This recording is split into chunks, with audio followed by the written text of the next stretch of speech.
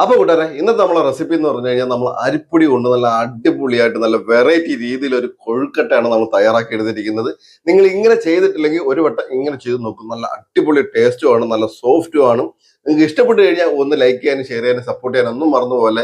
പിന്നെ ഇതിന്റെ അഭിപ്രായം നിങ്ങൾ കമന്റിലൂടെ അറിയിപ്പിക്കാനും എന്ത് പറഞ്ഞാലും കുഴപ്പമില്ല കേട്ടോ. നിങ്ങൾക്ക് ഇഷ്ടപ്പെട്ടെങ്കിലും നിങ്ങൾ കമന്റിലൂടെ അറിയിപ്പിക്കാൻ മറക്കല്ലേ.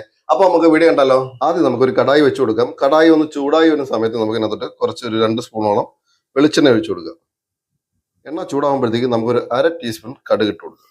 ഇനി നമ്മൾ ഇതിനകത്തോട്ട് 1 സ്പൂണോളം കടലപ്പരിപ്പ്. നമുക്ക് ഇതിനകത്തോട്ട് 7-8 കൊച്ചുള്ളി പൊടിയായിട്ട് അരിഞ്ഞിട്ടുണ്ട്. ഇനി നമുക്ക് കുറച്ച് തേങ്ങ തിരിക്കുന്നതാണ്, അത് ഇട്ട് കൊടുക്കുക. ചെറുതായിട്ടൊന്ന് മൂപ്പിച്ചെടുത്താൽ മാത്രം മതി. ഇനി നമുക്ക് കുറച്ച് മല്ലിയിലയും കൂടി ഇട്ട് കൊടുക്കുക.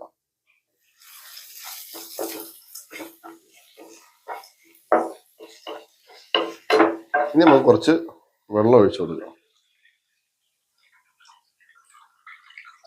നല്ലോണം തിളക്കട്ടെ.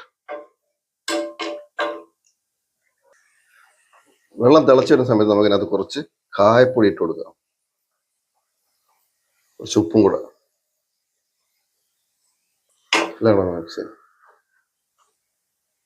ഇനി നമുക്ക് ഇതിനകത്തോട്ട് അരിപ്പൊടി ഇട്ട് കൊടുക്കുക. നമുക്ക് തീ ഒന്ന് കുറച്ച് വെച്ചിട്ട് അരിപ്പൊടി ഇട്ട് കൊടുത്ത് ഒന്ന് ഇളക്കിയിടുക.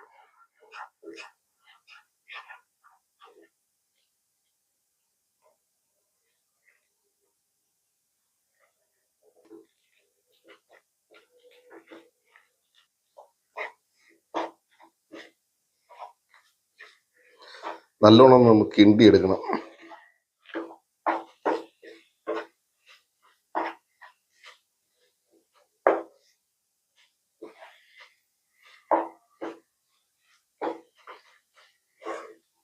ഇനി നമുക്കിതൊന്ന് തണുക്കാൻ വേണ്ടി ഒന്ന് മാറ്റി ഒരു പാത്രത്തിലോട്ട് മാറ്റി വെക്കാം. ഇനി നമുക്കിത് ചെറിയ ചൂടോടെ തന്നെ ഒന്ന് കുഴച്ചെടുക്കാം.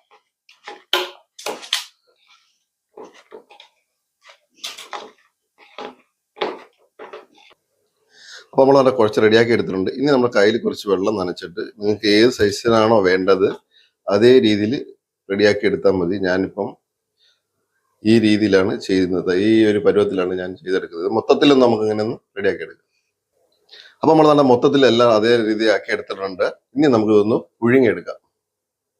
അപ്പൊ ഞാൻ ഇഡ്ഡലിക്കുട്ടം വെച്ചിട്ടുണ്ട്. ഇനി നമുക്ക് ഇതിനകത്തോട്ട് വെച്ച് ഒന്ന് ജസ്റ്റ് ഒന്ന് പുഴുങ്ങിയെടുത്താൽ മതി. നമ്മൾ ഓൾറെഡി മാവ് വെന്തതാണ്.